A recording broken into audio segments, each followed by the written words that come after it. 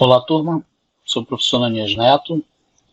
Vamos dar início à disciplina Eletromagnetismo, que faz parte do curso de Tecnologia em Sistemas de Telecomunicações do Instituto Federal do Pará. Bem, o intuito da aula de hoje é uma aula de revisão teórica sobre os conceitos iniciais de eletromagnetismo. Então, vamos estudar alguns conceitos, entender para que serve o eletromagnetismo, algumas variáveis magnéticas que são aplicadas em eletromagnetismo, além de algumas aplicações no cotidiano atual, né, na usabilidade da área de eletromagnetismo. Ok, então vamos lá, gente. Vamos fazer uma introdução sobre o tema. Então, a gente pode dizer que o homem, no decorrer de alguns séculos, né, ele vem observando, estudando determinados fenômenos magnéticos. Dentre eles, no início do estudo, se observou que determinadas pedras tinham propriedade de atrair pedaços de ferros, né, ou até mesmo realizar interações com tipos de objetos específicos de ferro. Essas pedras, mais à frente, foram denominadas de ímãs, e os fenômenos causados por esses objetos foram chamados de fenômenos magnéticos.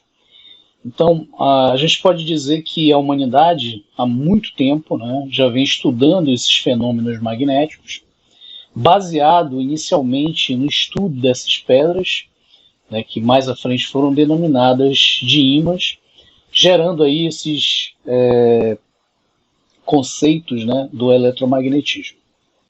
Ok, essas pedras, elas são compostas de um óxido de ferro, dado aí pela sua fórmula química, né, o Fe3O4, né, que é um mineral encontrado na natureza, geralmente aí em alguns países da Europa, denominado de magnetita. Então aqui nessa imagem vocês estão vendo que a gente chama aí da pedra natural de magnetita, que constitui o ímã natural. Então, atualmente, se utiliza os ímãs, né? Os ímãs hoje, atualmente, eles são obtidos a partir de certos processos chamados de ímãs artificiais, denominados de ímãs artificiais justamente pelo seu processo, que é a fabricação através do processo de imantação. Então, você pega aí um material e imanta através das propriedades magnéticas, né, e aí você cria o ímã artificial.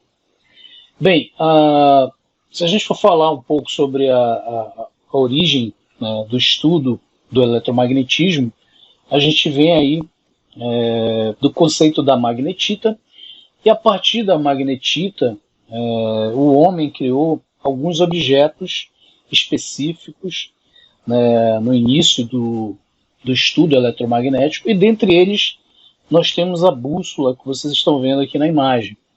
Então a gente pode dizer que a bússola ela foi a primeira aplicação prática dos fenômenos magnéticos, foi criada aí pelos chineses. A invenção da bússola ela trouxe, por exemplo, a questão da orientação geográfica, né? Então a invenção da bússola ela traz dois polos específicos: o polo norte do ímã, que a gente pode dizer que é a região do ímã que é voltado para o norte geográfico, e o polo sul voltado para o sul geográfico. Então, a partir desses conceitos, criou, né, a área, o estudo do eletromagnetismo, baseado nesse objeto principal, que é o ímã. Ok, os ímãs eles exercem entre si forças de atração mútua, que podem ser de repulsão ou de atração. E isso vai ser determinado conforme a posição em que são postos em presenças um do outro, de acordo com os seus polos.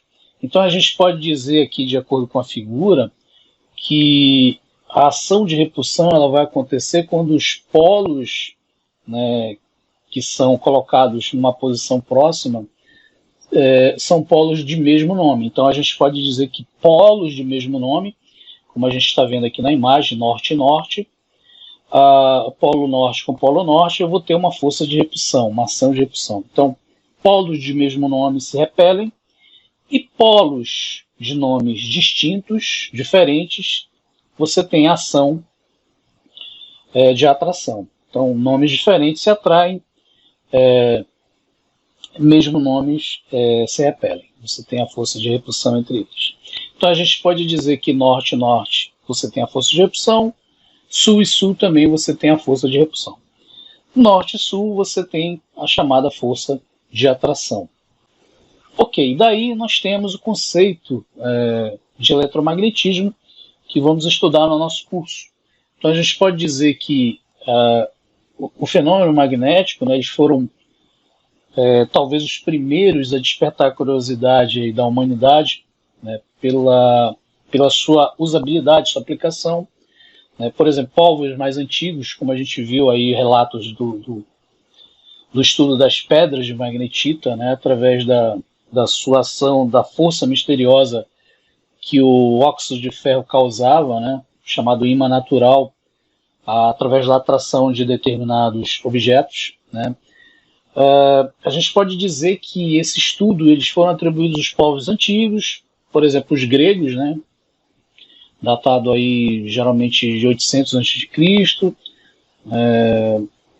Depois nós temos estudos mais à frente que geraram, por exemplo, a bússola através dos chineses, através da chamada dinastia Yuan, né, a partir aí de 200 anos depois de Cristo. E aí isso tudo proporcionou, né, o estudo do eletromagnetismo, né, baseado nas propriedades eletromagnéticas, baseado nos objetos criados, né, como a bússola, por exemplo, através do ímã, a propriedade das agulhas magnetizadas, polo norte, polo sul, para orientação de grupos em disposições geográficas, através do campo magnético terrestre. A gente pode dizer que a bússola foi empregada, por exemplo, na navegação, né, pelos próprios chineses, né, justamente para se orientar através do campo magnético terrestre, e aí foi descoberto vários conceitos do eletromagnetismo. E aí a gente pode dizer que eletromagnetismo é a parte da física que estuda as propriedades elétricas e magnéticas da matéria, em particular as relações estabelecidas entre elas, né, a parte elétrica e a parte magnética. A gente pode dizer que o eletromagnetismo é a ciência que estuda as propriedades elétricas e magnéticas, né, da matéria, em especial a relação que se estabelece entre essas duas áreas.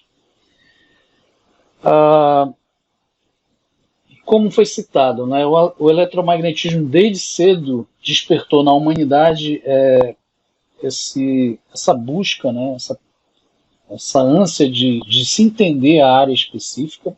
A gente pode dizer que, por exemplo, os povos mais antigos, como os gregos, né, conta uma lenda lá de um pastor grego chamado Magnes, que vem do grego, daí vem a expressão magnetismo, né?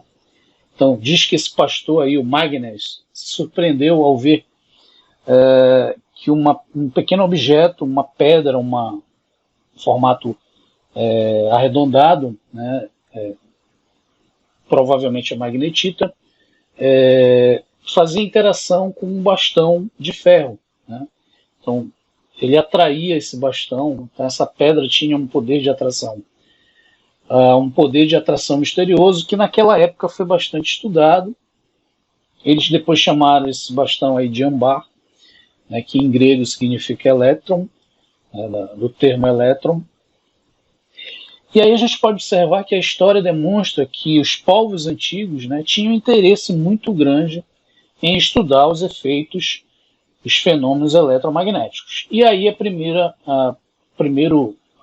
definição, né, veio das propriedades elétricas e magnéticas que são relacionadas, que têm uma relação, né, bem estabelecida para criar o conceito de eletromagnetismo. Ok, a existência de forças naturais de origem elétrica e magnéticas foram observadas em contextos históricos, como eu já citei aqui, através dos gregos, depois dos chineses. Essas observações foram realizadas de forma independente, mas a gente pode dizer que só na metade do século XIX, né, um grupo de pesquisadores conseguiu, digamos assim, unificar os campos de estudos, né, e alicerçar a concepção da estrutura física dos corpos, criando aí vários conceitos dos fenômenos eletromagnéticos. A gente pode dizer que, embora exista aí a similaridade entre as características dos dois fenômenos elétricos e magnéticos, indicasse aí uma possível relação entre eles, a gente pode citar que somente aí no século XIX, como a gente já citou, obteve-se uma prova experimental dessa relação entre o campo elétrico e o campo magnético, né, entre a área elétrica e a área magnética, podemos assim dizer.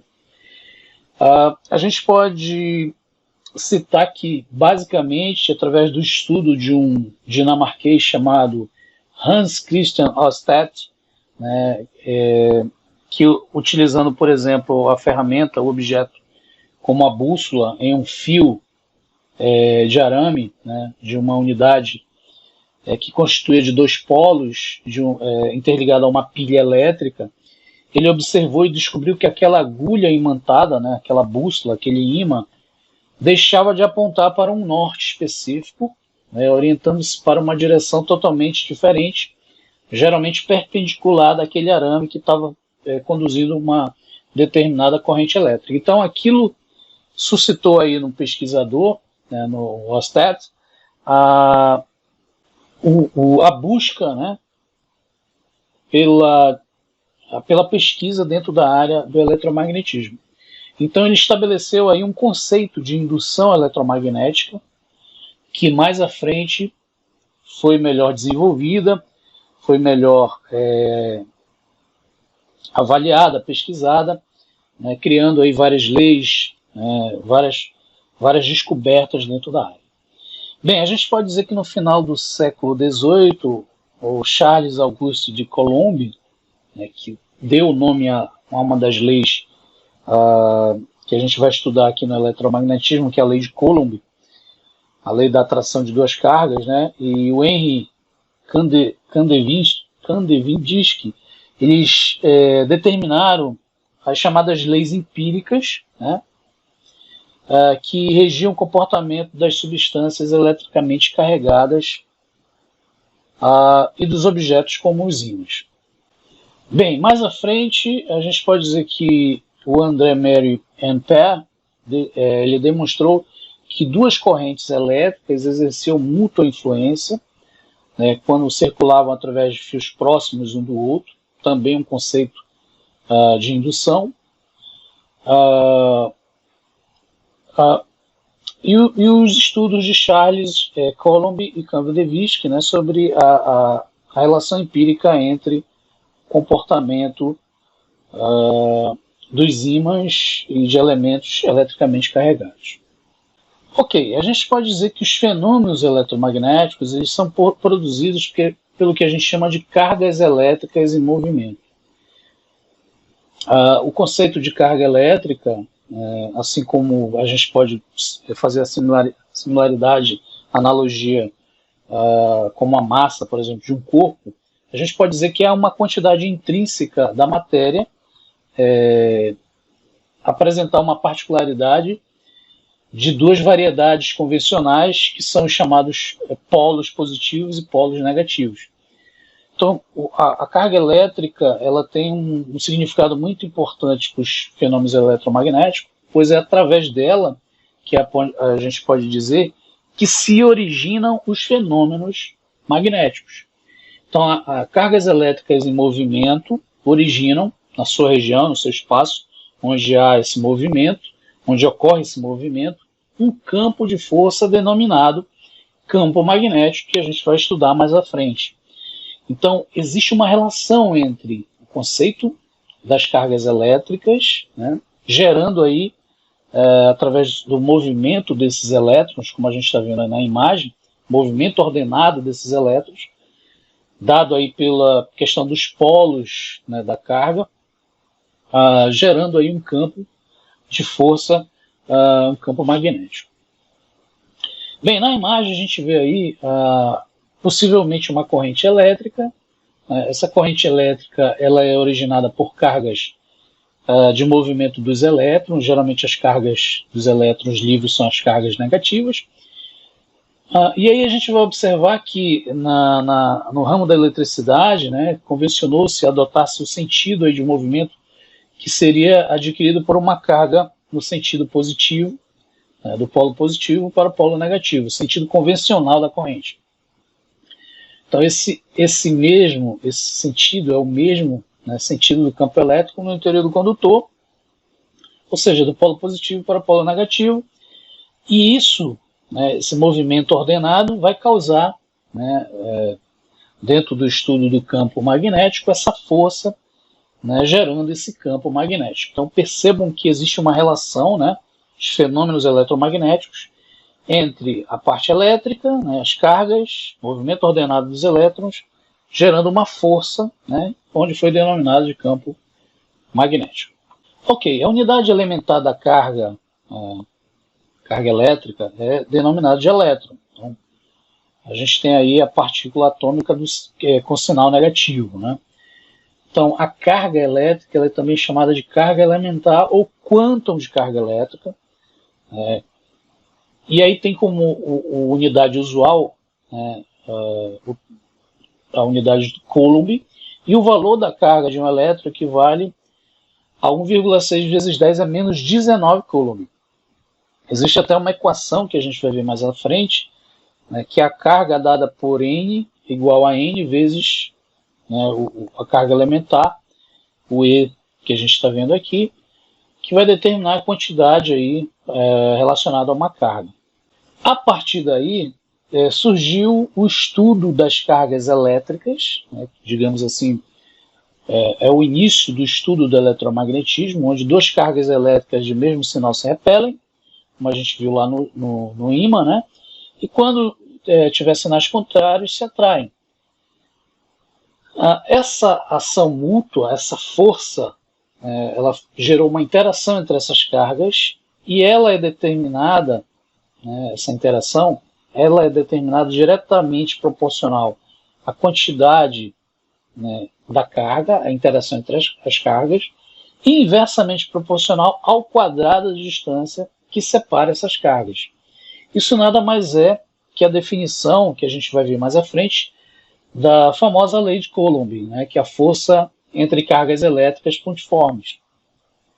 Então a lei de Coulomb ela diz que cargas que se interagem, que têm interação, elas são diretamente proporcionais à quantidade de cada carga e inversamente proporcional ao quadrado da distância que as separa, dada por uma constante específica, de acordo com o material, a permissividade do material que os envolve. Então, geralmente, para explicar a existência dessa força, né, adotou-se aí a noção do chamado campo elétrico, né, criado em torno de uma carga, né, de modo que a força elétrica que vai atuar sobre a outra carga, ela vai ter uma distância, né, dessa primeira, uma distância correspondente, inversamente proporcional ao quadrado da distância, né, que os separa. O produto é a quantidade de cargas dessas duas primeiras cargas por uma grandeza chamada intensidade de campo elétrico. A energia que esse campo transmite à unidade de carga chama-se de potencial elétrico, que a gente conhece geralmente pelo fornecimento da distribuição elétrica das nossas residências, né, a diferença de potencial das nossas tomadas, que geralmente é dado em volts. Né? Ok, uma das variáveis magnéticas que são bastante estudadas no magnetismo, e a gente vai estudar bastante aqui no curso, é a chamada indução magnética, né, que ela está intimamente relacionada com a intensidade do campo magnético. A gente pode dizer que a indução magnética ela vai representar uma força, geralmente chamada de força magnética, exercida sobre um corpo, né, por unidade de carga elétrica, então está relacionado a uma carga elétrica e uma determinada velocidade. Então a indução magnética ela vai ser representada por uma força magnética aplicada sobre um corpo de uma determinada carga dada por uma velocidade. Então essa é basicamente a indução magnética. Tá? A unidade de indução magnética é o Tesla, e a gente vai estudar mais a fundo a indução magnética, os fundamentos da indução magnética, né, que constitui a base do eletromagnetismo. Então, tanto a intensidade de campo elétrico e magnética, quanto a indução magnética, vão apresentar um caráter que a gente chama de caráter vetorial. Né? O que significa, né, isso? Para descrever adequadamente a indução magnética, né, baseada num campo elétrico e magnético, deve se definir aí um caráter vetorial, ou seja, sua magnitude, direção e sentido. Tá? As forças, a gente pode dizer que as forças magnéticas provocadas nas proximidades de um condutor, né, que tem uma determinada corrente elétrica, esse fenômeno aí, eles foram demonstrados, né, através de vários experimentos, né, então foram demonstradas que esses impulsos, né, se incrementam na razão direta da corrente, estão intuitivamente ligados à corrente, diretamente à corrente e inversamente à distância, né, como a gente viu aí na lei de Coulomb, do fio pelo qual circula aquela corrente. Então, muitos estudiosos comprovaram, né, que, além disso, as forças induzidas, né, através da indução magnética, estão em grande medida condicionadas à orientação do elemento condutor. Então, a gente vai estudar isso mais à frente, né, que a indução magnética, né, a indução eletromagnética, ela está diretamente ligada à orientação desse fio condutor. Ok, gente, para a gente finalizar a aula de hoje, essa parte inicial, um apanhado geral sobre o conceito de eletromagnetismo, vamos ver algumas aplicações do eletromagnetismo. A primeira aplicação que eu quero mostrar para vocês, que é uma aplicação muito comum da indução eletromagnética, que é utilizada no funcionamento de transformador. Geralmente o transformador é utilizado em várias áreas específicas, nas indústrias, até mesmo na área residencial, para você converter um potencial em outro, né? Então o transformador ele tem uma aplicabilidade eletromagnética, né? Geralmente ele é um dispositivo que serve para aumentar ou diminuir a tensão elétrica. Então geralmente na nossa residência nós temos na frente da nossa residência os portes elétricos e você tem lá o transformador. A função desse transformador é justamente aumentar ou diminuir a tensão elétrica. No caso da residência, diminuir essa tensão elétrica que chega na nossa residência. Então, só para a gente ter um exemplo, né, a diferença de potencial nas nossas tomadas, a gente pode dizer que é cerca de 110, 220 volts. E quando a gente quer carregar, por exemplo, a bateria de um celular, a gente não pode fornecer essa tensão, né, para o nosso dispositivo, porque ele é muito sensível. Então se usa aí o artifício do transformador, que é justamente pegar aquela tensão alta, diminuir para uma tensão mais baixa.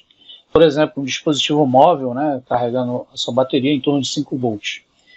Então a aplicação aí da indução eletromagnética, ela nos proporciona isso. Então aqui na imagem, como vocês estão vendo, nós temos um transformador, onde nós temos o primário e o secundário. Geralmente no primário nós temos uma bobina, que seria esse fio entrelaçado, como a gente está vendo aí em forma de espiral. Então nele, nessa bobina N1, como vocês estão vendo aqui, vai passar uma corrente alternada, geralmente uma alta tensão, né, originária aí de uma tomada, por exemplo, que gera um campo magnético variável. Esse campo magnético variável, isso dentro do conceito de indução eletromagnética, vai produzir aí no primário, né, esse primário vai induzir, segundo uma lei que a gente vai estudar mais lá na frente, que é a lei de Faraday, uma corrente alternada na segunda bobina, no chamado secundário, reduzindo essa tensão, né? Então, induzindo aí uma tensão, digamos assim, menor, que vai ser aplicada nesse secundário. Então, essa é uma aplicação bem conhecida, né, de eletromagnetismo, que é o uso de transformadores. Bem, um outro exemplo é a aplicação da indução eletromagnética nas barragens de uma usina hidrelétrica para gerar a nossa energia elétrica. Então, nessa imagem que vocês estão vendo aí, nós temos um exemplo de uma usina hidrelétrica, onde nós temos uma barragem, né, onde você tem um reservatório de água, a represa. Logo em seguida nós temos o duto dessa represa, né, que vai ser passada ao nosso transformador, dado pela turbina, né, que é a chamada usina geradora. Então a gente pode dizer que nesse exemplo a barragem vai exercer um fluxo de água, um movimento mecânico, né, que vai girar as pás aqui da turbina, como a gente está vendo, que estão ligadas a um determinado eixo, como vocês estão vendo na imagem, que faz rodar um ímã, né, que está rodeado aí, de uma determinada bobina, e aí dentro dessa nossa chamada usina geradora. Então, quando o ímã gira dentro das bobinas, através da força mecânica, né, cria nela aí um fluxo magnético. Esse fluxo magnético ele vai ter um fluxo que vai variar, né? Esse fluxo magnético variável ele vai induzir uma corrente elétrica também variável, né? Daí que a corrente elétrica chega na nossa casa através da chamada corrente alternada, através das linhas de transmissão. Então percebam que a indução eletromagnética ela é essencial porque ela faz com que uma força mecânica, a força da água, batendo lá nas pás da turbina, né, gerando aí o eixo, né, e fazendo através de uma indução de um fluxo magnético, induzindo uma corrente elétrica. Essa corrente elétrica ela é variável porque o meu fluxo magnético é variável, gerando aí nas nossas residências, né, o conceito de corrente alternada, que chega, por exemplo, nas nossas residências. Então, mais uma aplicação do eletromagnetismo através da indução eletromagnética. Bem, uma outra aplicação é a aplicação dos campos magnéticos utilizados em exames não invasivos de ressonância magnética, né? Então, bastante utilizado no dia a dia, né? Esses exames geralmente são baseados no conceito de campos magnéticos. Então, geralmente, o paciente, como vocês estão vendo na imagem, ele é colocado dentro de um dispositivo que, na realidade, existe lá um ímã gigante, né, capaz de criar campos magnéticos fortes, né, que irão orientar os chamados prótons do corpo de acordo com o campo magnético. E aí, ao movimentar-se, né, esses prótons, eles vão liberar energia. Essas energias elas são detectadas por sensores que constroem uma imagem de ressonância magnética, como vocês estão vendo aqui. Então, esse processo, em algumas situações, é um pouco demorado, e aí, para acelerar isso, em algumas aplicações se usa até o uso de contrastes, né, que é uma solução chamada gadolínio, né, que é um contraste para acelerar o processo e aumentar aí a construção dessa imagem de ressonância magnética. Ok, uma outra aplicação está relacionada aos chamados eletroímãs, por exemplo, aplicação em elevadores por levitação. Nós sabemos que a grande maioria dos elevadores utilizados hoje pelo homem se dá pela utilização do uso de cabos ligados aí por motores, né? E nessa aplicação nova nós temos os eletroímãs sendo utilizados aí como força, né, de manipulação dos elevadores. Então, geralmente os motores aí eles funcionam de forma lineares, com uma série de pequenos ímãs que são implantados ao longo do corredor, né, que a gente está vendo aqui, ou aqui nessa outra imagem. E assim, nós temos que a cabine do elevador ela vai ter uma estrutura revertida de pequenos outros ímãs que vão fazer com que aquele dispositivo entre no estado de levitação. Então, o funcionamento ele proporciona ativar esses ímãs através de energia elétrica.